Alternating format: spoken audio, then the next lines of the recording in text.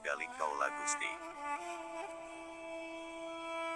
Saya orang bodoh mencari Allah. Abdul Hadis bin Abdul Latif menyikapi Mbah Siti Jenar tentang Manunggaling Kaula Gusti Siti Jenar atau menyatunya dirinya dengan Allah mengingat dengan mimpinya dulu kajian Kun Fayakun di mana ketika itu Allah Subhanahu wa Ta'ala menciptakan cahaya sempurna yaitu cahayanya Nur Ahmad. Di situ terjadilah tanya jawab yang diciptakan dengan yang menciptakan pertanyaan dirinya sendiri yaitu siapa diri ini. Sepertinya cahaya sempurna penerang diriku sendiri. Ya aku yang menciptakan dirimu. Maaf siapakah engkau?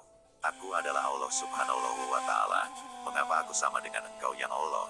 Ya sama tetapi engkau tidak bisa menciptakan sesuatu.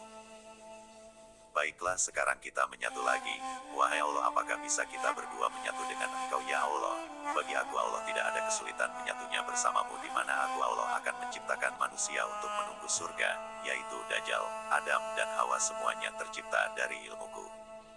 Wahai Allah mengapa aku Dajjal diciptakan dari api tanpa asap? Sungguh aku sangat hebat, akulah ciptaanmu yang terbaik di antara ciptaanmu yang lain.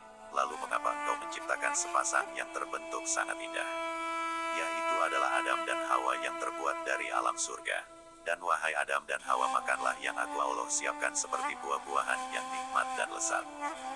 Wahai Allah mengapa aku engkau ciptakan tidak ada yang sanggup mendekat kepadaku? Ya tentunya beda di mana api itu sulit untuk diberi amanat yang baik, pasti kau akan tidak mau melayaninya atau ingkar apapun yang aku perintah. Jadi engkau selalu menyayangi Adam dan Hawa ya benar karena aku mengetahui apa yang kau tidak ketahui.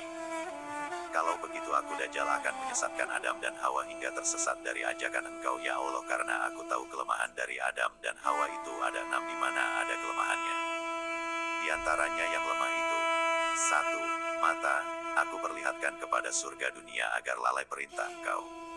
2. Telinga, aku tutup nasihat terbaik dari ajaran para nabi-nabinya.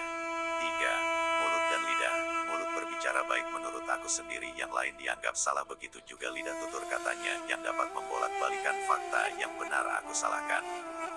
4. Tangan dan kaki aku jadikan merampas hak orang lain dan kaki untuk melarikan diri dari tuduhan yang nyata dan benar adanya. 5. Kemaluan, syahwat aku jadikan nikmatnya kebebasan yang melupakan bagaimana akibatnya.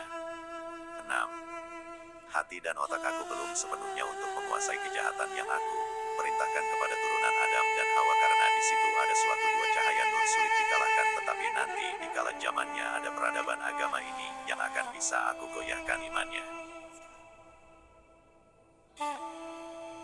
Karena semakin banyaknya umat beragama di mana manusia banyak mencari kebutuhan hidupnya, ada yang rajin membuat patung untuk dijual belikan, memandikan sapi atau lembunya. Ada juga orang yang istirahat kecapean tertidur di pohon besar dan ada orang tua sedang berjemur di pagi hari, serta preman yang ditakuti masyarakat di sekitarnya. Tiba-tiba Allah Subhanahu wa Ta'ala berfirman sebagaimana Quran ayat 14 artinya sesungguhnya aku ini adalah Allah, tidak ada Tuhan yang hak selain aku, maka sembahlah aku dan dirikanlah sholat untuk mengingat aku. Sebenarnya mereka ini tidak mengenal Allah Subhanahu wa Ta'ala karena dengan perkataan tersebut dengan cepatnya Dajjal membisikkan kepada mereka untuk meyakininya bahwa itulah Tuhanmu sekalian wahai manusia. Sebagai Quran Surat Al-Hajj 22 ayat 52 artinya, dan kami tidak mengutus seorang rasul dan tidak pula seorang nabi sebelum engkau Muhammad, melainkan apabila dia mempunyai sesuatu menginginkan, setan pun memasukkan godaan-godaan ke dalam keinginan itu. Tetapi Allah menghilangkan apa yang dimasukkan setan itu dan Allah akan menguatkan ayat-ayatnya dan Allah maha mengetahui dan maha bijaksana. Nah disinilah Dajjal terlihat lemah kekuatan melawan firman Allah Subhanahu wa Ta'ala. Kita kembali kajian Manunggaling Kaula Gusti atau menyatunya aku kepada Allah. Kita ambil singkatnya saja dari zaman ke zaman kenabian Nabi Muhammad Shallallahu Alaihi Wasallam dari silsilah keturunan yaitu Syekh Siti Jenar ini salah satunya wali Allah yang pernah tinggal di Jawa mengikuti Wali Songo. Ilmunya Syekh Siti Jenar di zaman itu belum ada yang sanggup untuk menanggapinya karena ilmu marifat sangat dalam, jadi banyak yang tidak sanggup untuk menerima ilmunya. Kagungan Syekh Siti Jenar yang mengakui dirinya itu menyatu dengan Allah Subhanahu wa Ta'ala inilah yang menjadi masalahnya sehingga Syekh Siti Jenar dikatakan membawa ilmu sesat. Namun setelah dikaji oleh orang bodoh mencari Allah, ternyata dia itu jasadnya itu adalah dari Asma 99 Allah Subhanahu wa Ta'ala. Ayat-ayat Al-Quran diantaranya Quran Surat Al-Baqarah 186.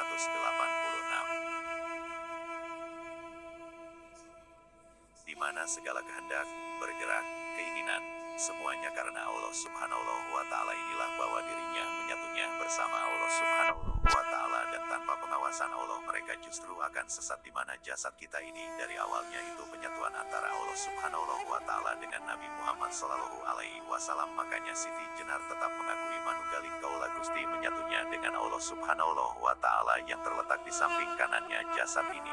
Ya kalau Allah Subhanahu wa Ta'ala melepaskan diri, maka Dajjal yang akan menempatkannya, maka kita jadi orang kafir.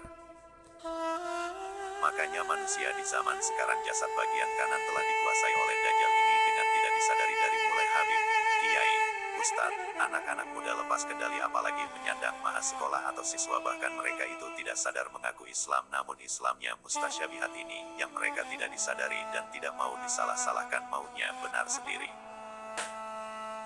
Yang mudah-mudahan dengan kajian Abdul Hadis menyadari, karena zaman sekarang itu banyak pemimpin yang mengajak ke neraka sebagaimana kemarahan Allah Subhanahu wa Ta'ala. Perhatikan pada Quran surat Al-Qasas 28 ayat 41, artinya, dan kami jadikan para pemimpin yang mengajak manusia ke neraka, dan pada hari kiamat mereka tidak akan ditolong.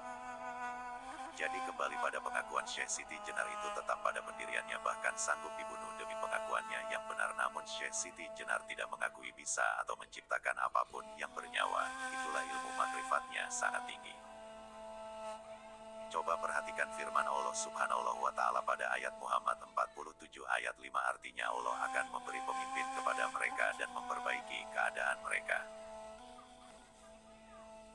Allah Subhanahu wa Ta'ala menurunkan seorang nabi sampai diangkat menjadi pemimpin untuk memperbaiki akhlaknya setiap manusia agar mengakui dia kalimat syahadat. Namun apa yang terjadi sampai perang Uhud, begitu juga di Indonesia diberikan atau dihadirkan pemimpin yang jujur, dirangkul, jangan sampai terpecah belah. Tetapi tidak bedanya dengan pemimpin penegak keimanan dan pemimpin mempersatukan NKRI, sama repotnya.